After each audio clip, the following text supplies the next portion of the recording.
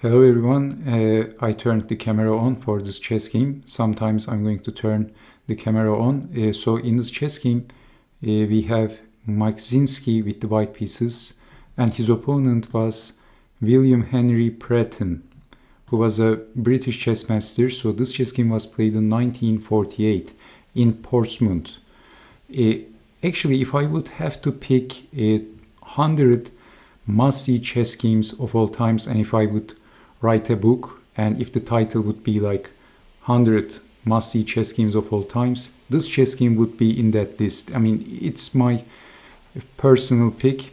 So let's see what happened. It would be my personal pick. So Maczynski with the white pieces starts the game with e4, e5, knight to f3, knight to c6, bishop to c4, bishop to c5. So we have the Italian opening, Giaco piano, c3, queen to e7, and white castled, d6, d4, bishop back, and then b4. Bishop pins the knight, a4, a5, b5, knight goes back, bishop to a3, aiming the queen as well. So f6, rook over, rook up, lifting to rook up, and then knight up. D takes on e5, and black can capture with the f pawn because the d pawn is pinned. Queen to d5, unpinning the knight, and can you see the threat? So threatening knight takes on e5 because this d pawn is pinned.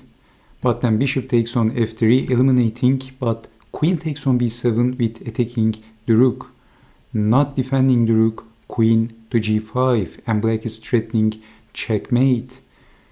But capturing the rook with check, king to e7, and g3, defending the checkmate. And here comes an incredible move by Pratten. He played knight to f4. We have rook to e1, giving the escape square to the king. If knight to d2, then knight to h3, check and mate. So with this move, hoping to escape with the king, but then queen to h5, and then knight to d2. If capturing the knight, then queen to g4, and white is getting checkmated.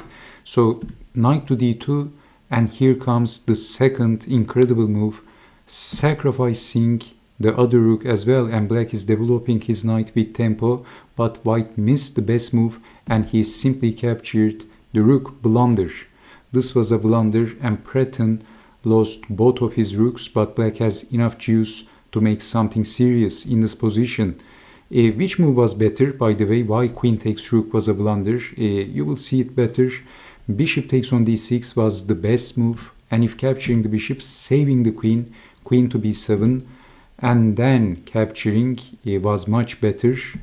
Queen takes, pawn takes, and white is winning. And after bishop takes, if king takes, then check, and then knight takes.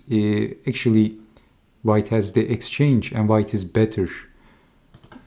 But knight to f6 came with a tempo, and queen takes rook was a blunder because black has enough juice to make something serious in this position.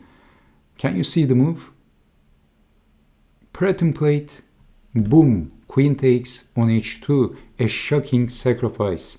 So king takes on h2, accepting the queen sacrifice, because if moving the king, queen takes on f2 is checkmate. So king takes, but knight to g4 check, king to g1, sending the king back, and there's a fantastic forced checkmate, just like this.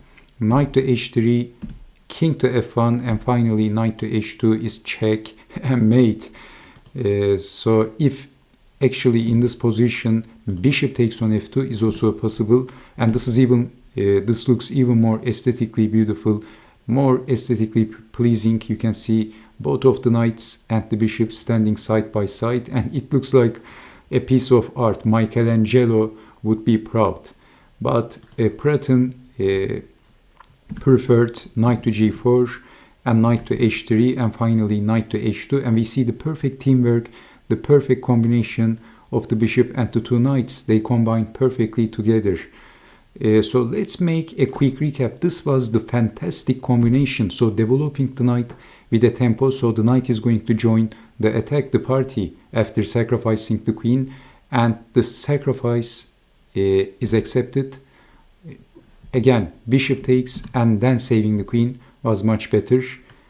But this was a blunder, because then queen takes on h2. And then we have this beautiful forced checkmate. So I hope you have enjoyed watching this chess game, and I hope to see you next time. Take care and bye bye.